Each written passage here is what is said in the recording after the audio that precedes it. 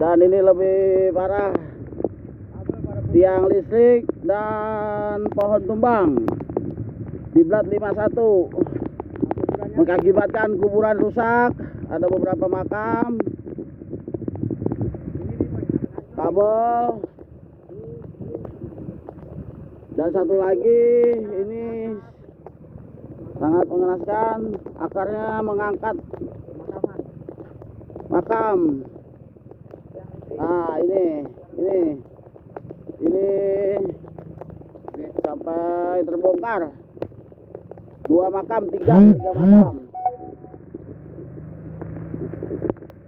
Nah, ini kabel tiang sudah jatuh 1, kabel berantakan, dan ini lampu-lampunya pada pecah, kabel juga pada putus, kabel putus.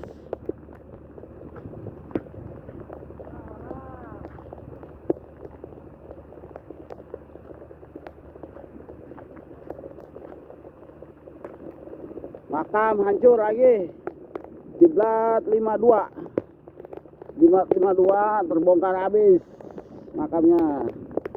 Ya, ini terbongkar habis.